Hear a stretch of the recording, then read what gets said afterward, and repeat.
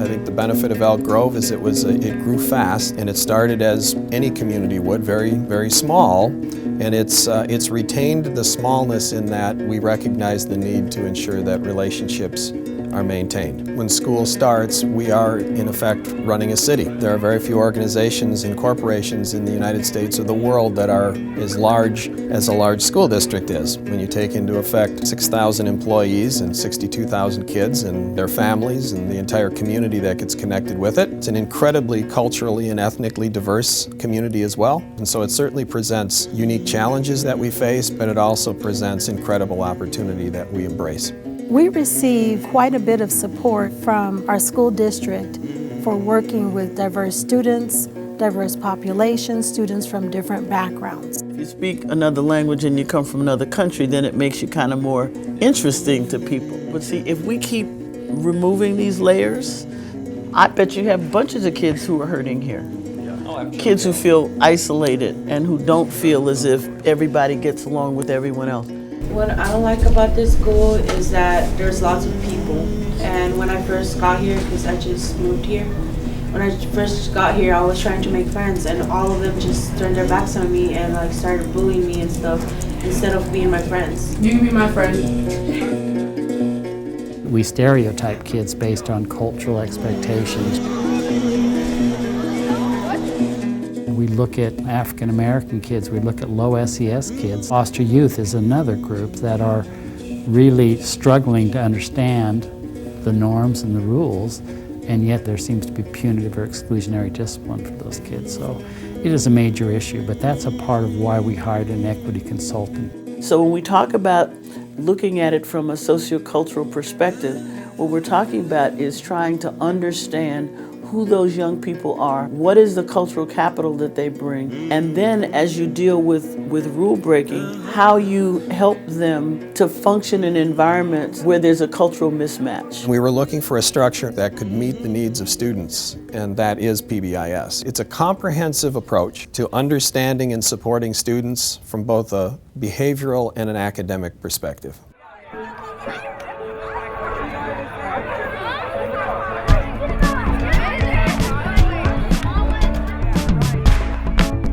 The PBIS system in itself is a framework for nurturing relationships. It just begins with making sure that everyone has common expectations for students, that the students understand what those expectations are, the staff understands, the parents, the community, all people that are associated with the school need to understand what we mean when we ask students to do something, including the students. I think PBIS gave us a focus. And everybody wants to, as an administrator, as an activities director, everybody wants to focus on climate and culture, but we don't really know how to do it. So PBIS, I look at that as sort of the structure to be able to do that in an effective way. If we're going to simplify it and break it down into 3 concepts, we're helping students to be positive. We're saying be safe, be responsible, be respectful. No matter where you are, whether you're on campus, off campus, in the hallway, on the bus, we want you to be safe, we want you to be responsible, and we want you to be respectful.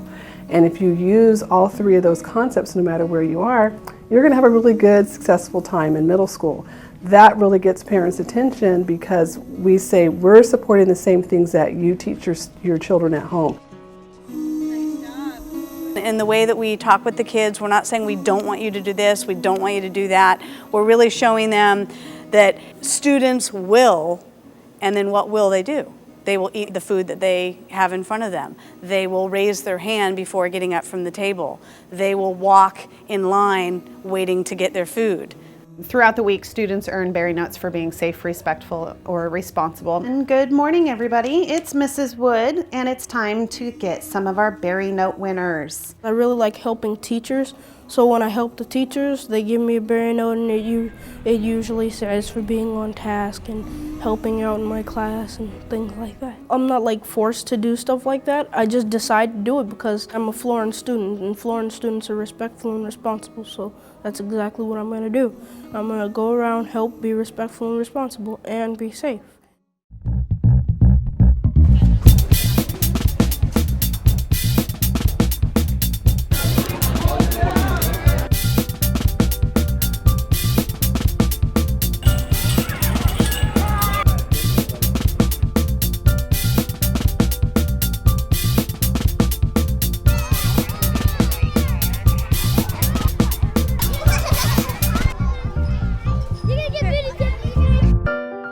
What are my 3 rules here at Florence? Be respectful, be responsible, be safe. Excellent. PBIS is about getting students to understand and having every student on campus have common behavioral standards and values and feel valued and value others.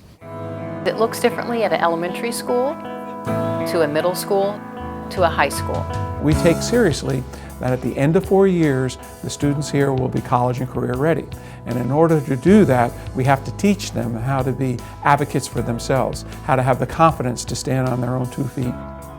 Our 4 R's, rigor, relevance, relationships, and respect, dovetail with PBIS. The classroom setting is one place we can do it. The athletic fields is another, band, theater, the robotics program. All of these programs are designed for students to learn how to get the job done.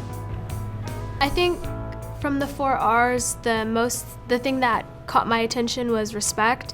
I'm a big person on like having respect and being able to work together and just being respectful of each other, because I feel like if that's not there, there's gonna be chaos. You're not gonna be able to work together well.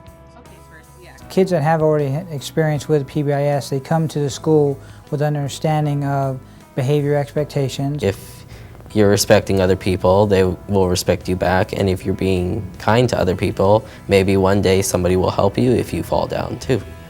We want our students to feel like they're part of the community, and we feel that if they feel that they're safe here, there's a place for them here, then they'll do better in the classroom.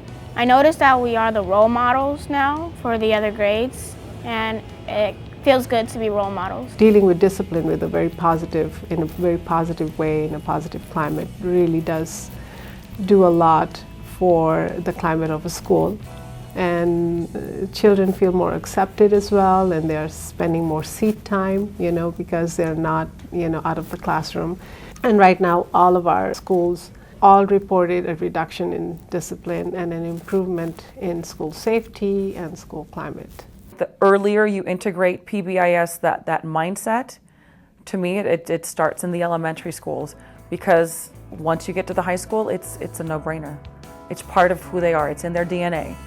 They then create that positive environment and go out and set that expectation versus learning something new. They're not learning something new. They're carrying the knowledge with them. When our students, who we take credit for when they become middle school students, this will be their alma mater, but they will be our future middle school, our future high school, our future college student graduates. We want them to take that common understanding of keeping themselves safe, responsible, and respectful all the way through as lifetime choices. If Elk Grove, as a school district of 62,000 kids in the state of California with the level of funding that we have, if we can figure it out, then public education can be figured out. I want to grow old on a planet that I know is getting better, and public education is the vehicle by which that will occur.